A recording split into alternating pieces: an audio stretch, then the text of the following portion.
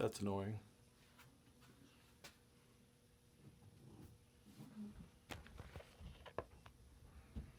So I'm thinking this is going to get trimmed or something.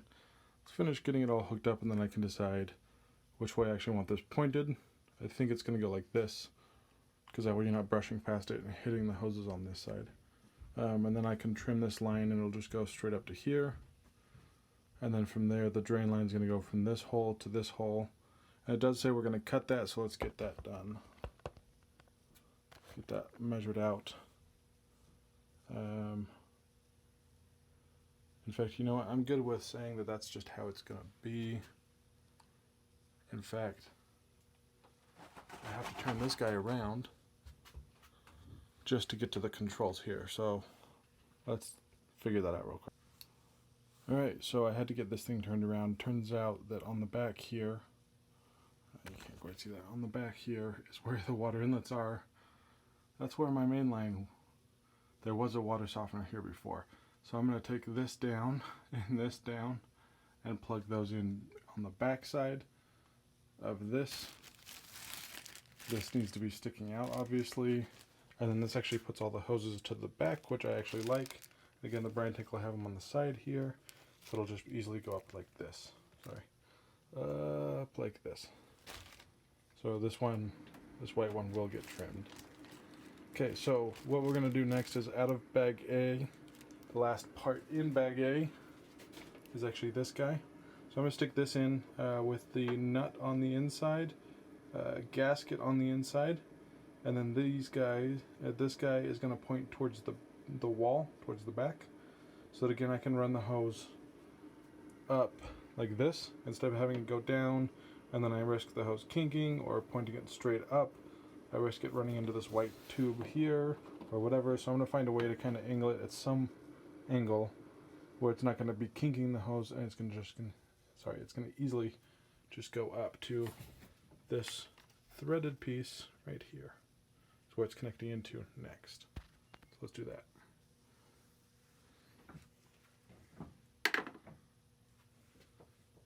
I had to go get my son's toolbox because I didn't even bring most of my tools down for this project.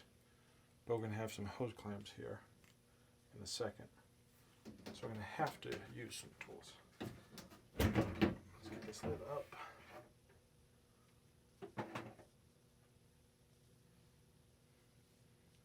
Again, the brine overflow goes in that bottom hole. Gasket to the inside. Man, this would have been easier to do before the white hose. But it's not that bad, I guess.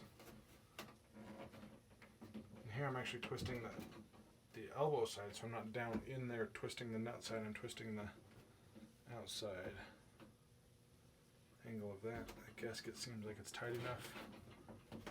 It's not quite pointed sideways, it's kind of pointed up at an angle. So I can get this other hose back here.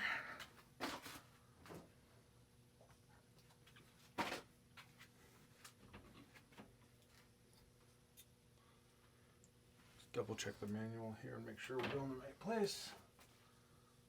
Yes. That goes to there, that goes to there. Yes. So, out of parts bag B, there's a threaded, female threaded part. So you can see that. This guy out of parts bag B.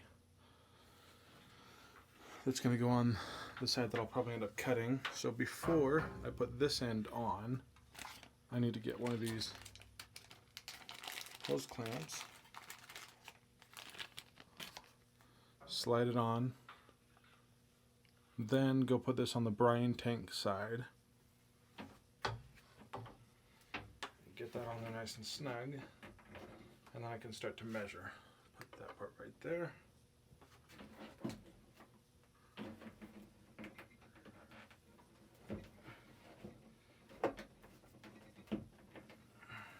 That's pretty tight. Let's turn this out.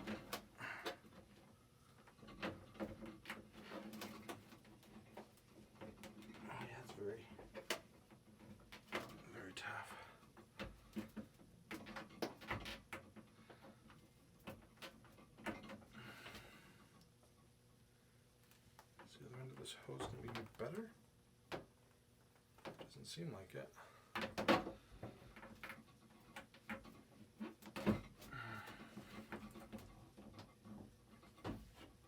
Don't lose my Fitbit now, gee.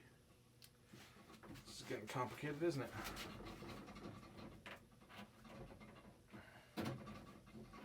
Come on.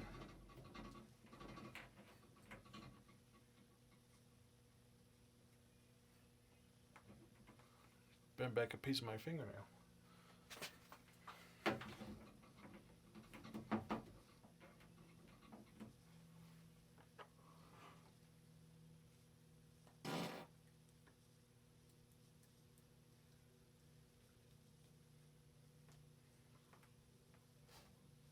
Don't forget to edit out the fart.